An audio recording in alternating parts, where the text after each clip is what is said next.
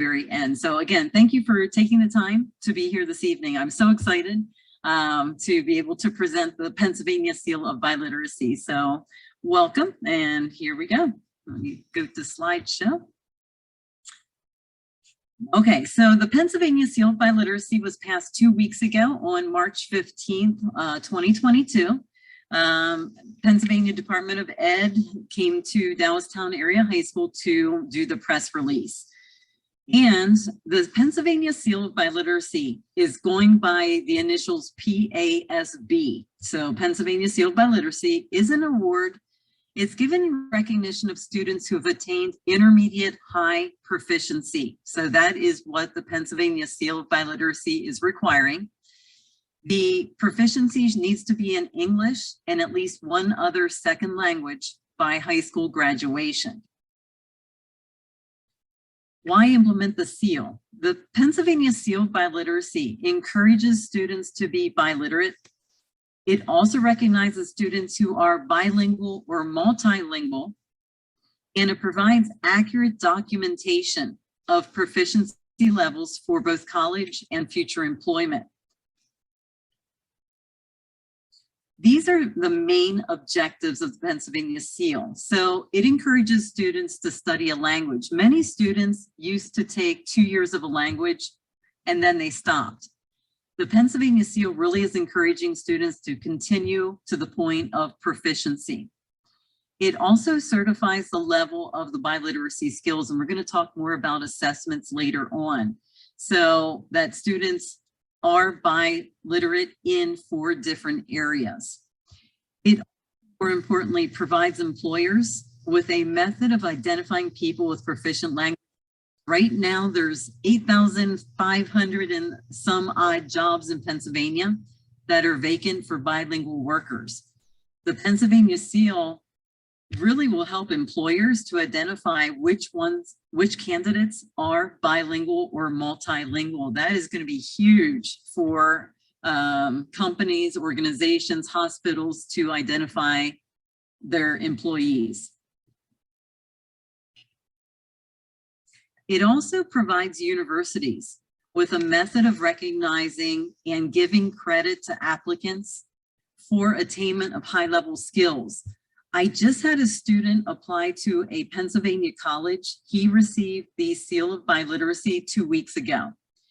His college here in Pennsylvania actually is awarding him credit for the Pennsylvania Seal of Biliteracy. There are currently, that I'm aware of, 5 US states that their universities are offering college credit. So my hope is that in the next few years, Pennsylvania colleges will also recognize the Seal of Biliteracy for credits. Also receiving the seal prepares students with 21st century skills, and it really recognizes the diverse cultures and languages in a community, which is so important. Many of the students try and hide, not to, display their diversity, and this actually recognizes it and celebrates it. So who has approved the Seal of Biliteracy? I am so happy to say Pennsylvania is the 46th state to adopt a Seal of Biliteracy. If you had looked at this map of the United States, there is this huge hole with Pennsylvania not being recognized as a state that approved the official seal. So I'm ecstatic that we are the 46th state to adopt the Seal of Biliteracy. If you do want to see the map, I put the sealofbiliteracy.org link on the bottom of the PowerPoint, which you will have access to the PowerPoint. That site has the map of the entire US and which states still have not passed the seal. It also is a wealth of resources for you with the Seal of Biliteracy. Currently, that I'm aware of, there are 3 school districts offering the Seal of Biliteracy in Pennsylvania. The School District of Philadelphia has been offering the seal since 2018, and you can see they had 22, 24, and then they jumped way up in 2021. That's because they included intermediate mid. So they were intermediate high, and then they went to intermediate mid. So from what I'm understanding, when I talked to them, they said, well, if Pennsylvania passes a seal, they're going to offer for those students that earn the intermediate high, they're going to offer the Pennsylvania Seal. For those that are intermediate mid, they would then have their school district seal. So they will have differentiation between the proficiency levels. I teach currently at Dallastown Area School District.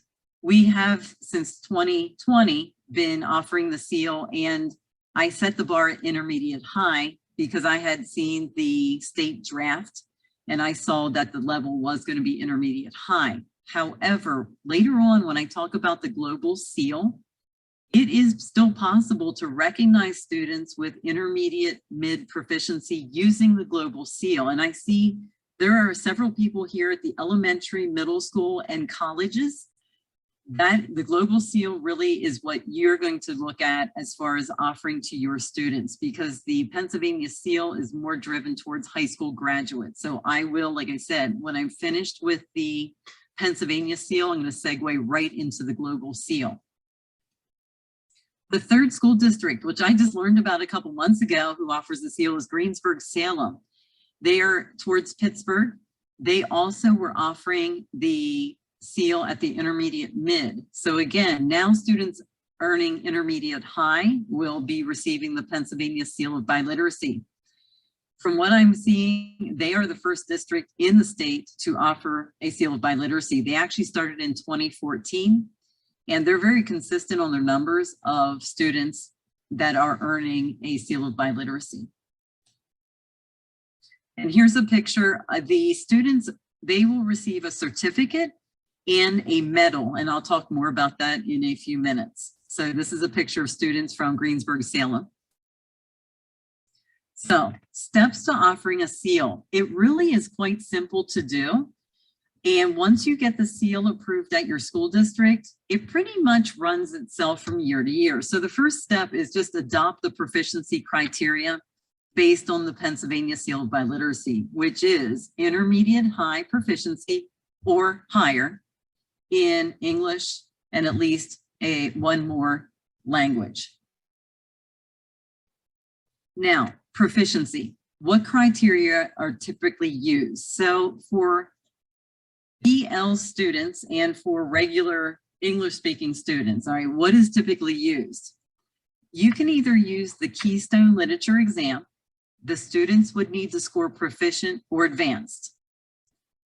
If you have EL learners, half of the students at my school district that earn the Seal of Biliteracy speak a different language other than English at home.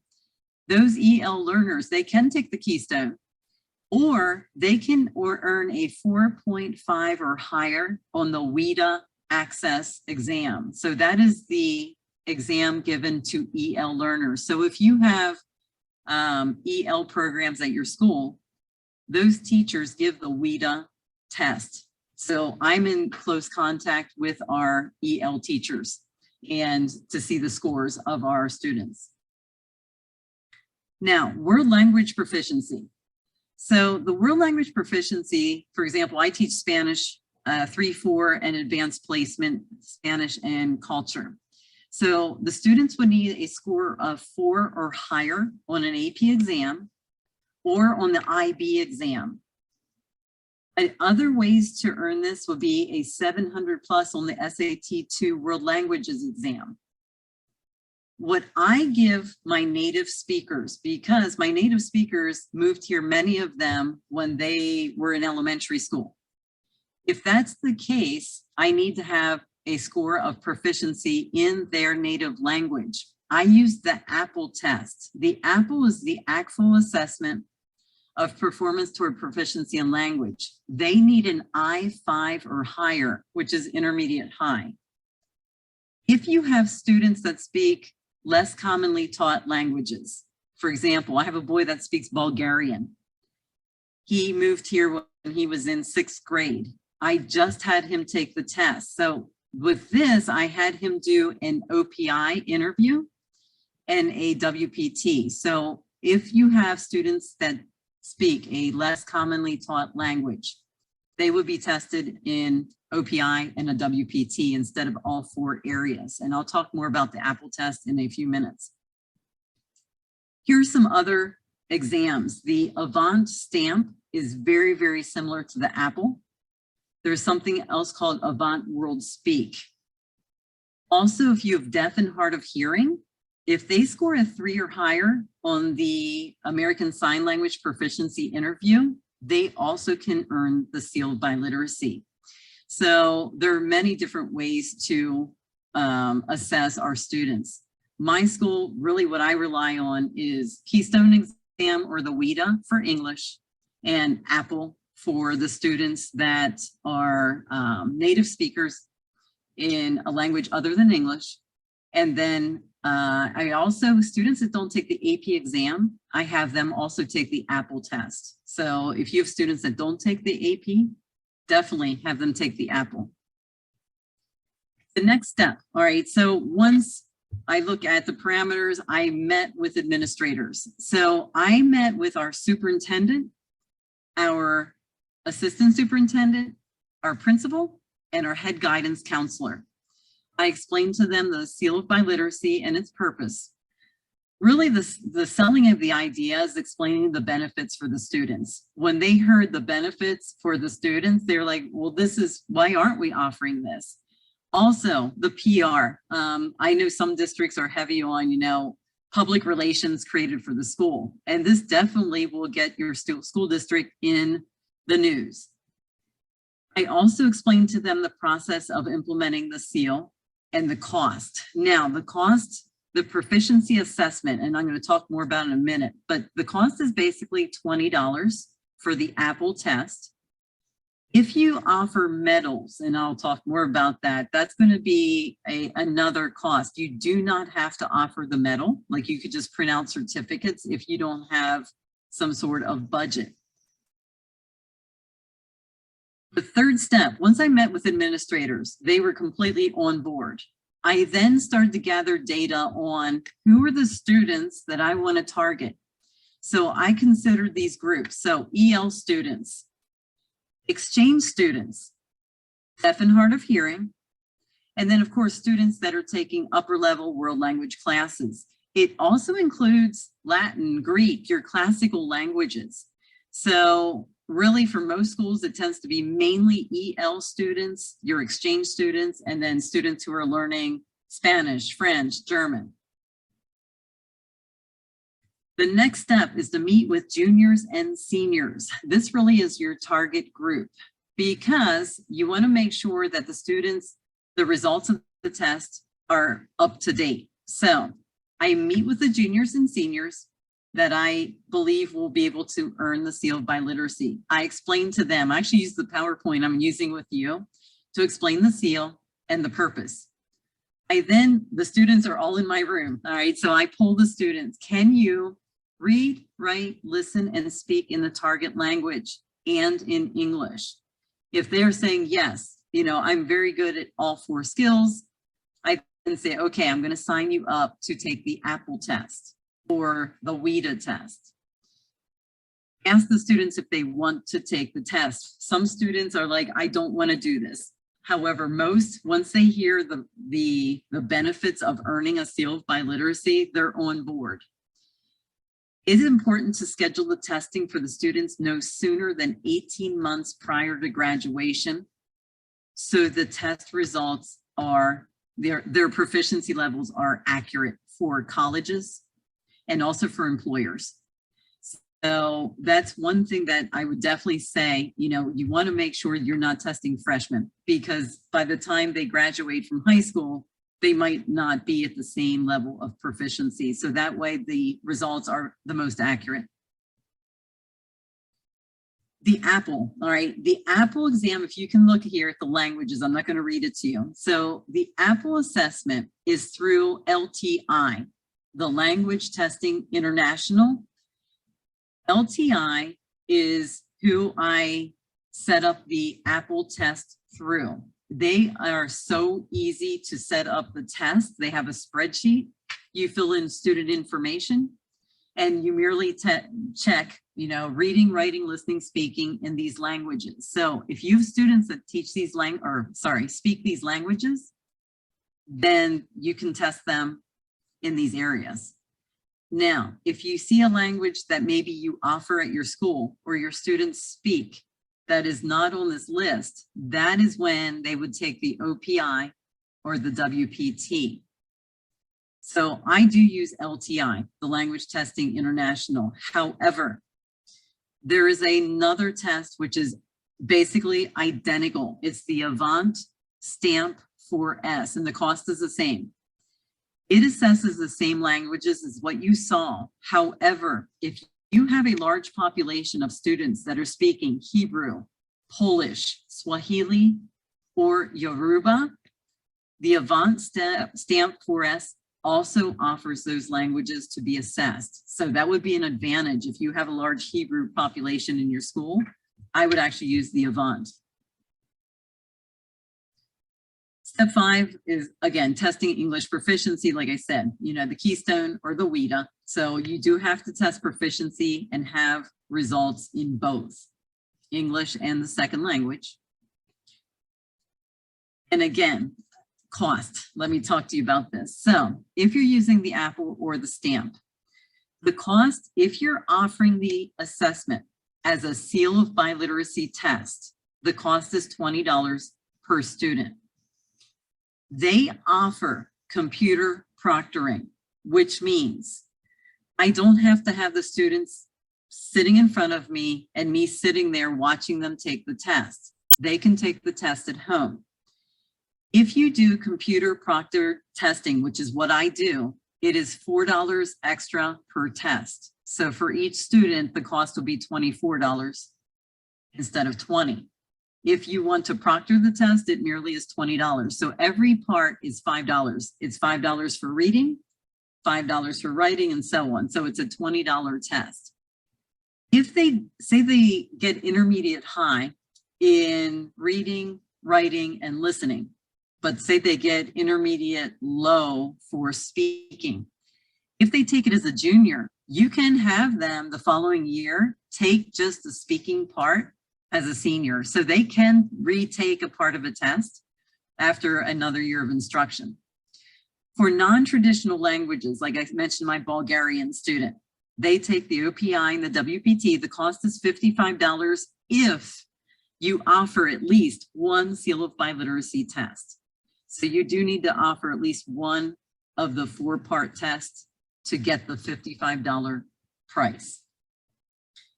Advanced placement. I know our school district, our students pay for their own advanced placement exams. The cost is $85 if it's paid through a school. If it's not through a school district, I think the cost is like $120 for the AP exam. So it depends, I guess, whether your school offers the AP exam. How to pay for the Apple, how to pay for any of this. If your school has Title III funds, they could be used for the testing. If you have educational grants, school funds, students could pay for the exam. It is $20 and it is well worth it. However, to make it equitable, my district is saying, no, we want to have some way to cover the test to make it equitable. There is a federal initiative. It was not passed yet, but maybe in the next year or so, I'm hopeful. There's something called the BEST Act. If this federal legislation goes through, there would be funding for schools to pay for the testing. So I'm hopeful that the BEST Act is approved in the next year or so. Once the students are tested, all right, then it's basically time to compile the testing data. So I print out, you get a printout with every test that is taken. You get a printout of their proficiency in reading, writing, listening, and speaking. I print that out. I give it to each student so they can actually have proof of their proficiency. I then compile the data to see who has earned the seal. Again, intermediate high. Those students who are intermediate high for those assessments receive the Seal of Biliteracy. Finally, awards. I present a certificate and a medal to each graduating senior who qualifies. Now, I do have juniors who take the Apple test. However, I do not recognize them until they are seniors. So it is a senior award. I notify school administration I contact local newspapers. And I plan on this next one is inviting state representatives to attend the award ceremony. Fortunately, 2 weeks ago, PDE was here, so I could have an award ceremony for those students who already earned the seal at this point, which they were mainly EL because they had the WIDA scores and they already took the AAPPL exam. So those students already were recognized, but you really want to, you know, recognize these students because it is quite an achievement. This is the Pennsylvania Seal of Biliteracy that I created. So I merely created a seal and you can see it's awarded to, they have their name, in proficiency, high level of proficiency in English, and I fill in the second language. The Pennsylvania Seal of Biliteracy, I have the logo at the bottom and then I sign it. So every student gets a framed certificate and they also get a medal. Now I have Tammy Lyons from Greensburg, Salem, a shout out to her. She just shared this with me. She just had these medals printed. I was actually purchasing medals from California. The group Californians Together has huge 6-inch medals, which I have been purchasing for the last 3 years. They were $5 each. However, Tammy Lyons from Greensburg, Salem just shared this with me. This is through an online company that she took the logo and had them print the Pennsylvania Seal of Biliteracy on medals. I put the link here. So when you click on my PowerPoint, you will, like I said, will have access. You can see it's crownawards.com. I did some searching yesterday. There are many different medal companies, but this is one that they are using. The logo, how do you get a hold of this? At the bottom, I put to request the official Pennsylvania seal. I put the link. This link is found on the Pennsylvania Department of Ed, the Seal of Biliteracy Toolkit. If you scroll down a couple pages, they give you the link. So you just email and request. So this is the official Pennsylvania Seal of Biliteracy. You can use it, you just can't alter it. Okay, so that is Pennsylvania Seal of Biliteracy. Again, the proficiency is intermediate high. So now let me talk about the global seal. And like I said, even though this is more targeted towards students not in the high school, I use it for high school students. So the Global Seal of Biliteracy certifies one's proficiency in 2 or more languages. It does not have to be English. So this is an international Seal of Biliteracy. So it's not by the state, it's not by the US, it is a worldwide seal. Anyone of any age can apply for the global seal, as long as you have official documentation, which you would use the same tests for the global seal as for the Pennsylvania seal. The recognition is for intermediate, mid proficiency or higher in any 2 languages. So this is a little bit different. Now, here are the 3 levels that students can earn for the global seal. So functional is intermediate mid proficiency. So let's say you have students take the AP exam for French and they earn a 3 or a 4. They would, for the global seal, they would earn functional proficiency certificate. If they get a 5 on the AP exam, they would earn the working proficiency. If they have advanced high, which none of the assessments that I mentioned test for advanced high, but if they do, as an adult, you could actually earn professional fluency. So the Global Seal offers 3 levels. So intermediate mid, advanced low, or advanced high proficiency. So it's a little bit different in that way. What I did was created a chart to help you see the difference. So basically the difference is this: the candidates. Pennsylvania Seal of Biliteracy is directed towards high school students. The global, you could have elementary students earn this. You could have college students. Teachers could earn this. So anyone. The proficiency level. The Pennsylvania Seal is intermediate high or higher. The Global Seal is intermediate mid up to advanced high. The Pennsylvania Seal, again, is only for state of Pennsylvania as far as the seal goes, where global is worldwide. The cost really is the same. If you go on to the Global Seal of Biliteracy website, it says it's free. It's not free because you still have to pay for the assessments. So, and again, you use the same assessments for either one. And the last difference is the Pennsylvania Seal of Biliteracy is English and a second language, where the global is any 2 languages. So let's say you're a native French speaker and you're proficient in Spanish, you could get the Global Seal. So it's any 2 languages. It can be English, but it doesn't have to be. Okay, what I want to do is tell you there's going to be links and resources to the Seal of Biliteracy put on the PSMLA webpage. They're going to be updated this weekend. So if you go to the PSMLA webpage, on the upper right-hand corner, you're going to see Advocacy tab. If you click on that, you're going to see a drop down.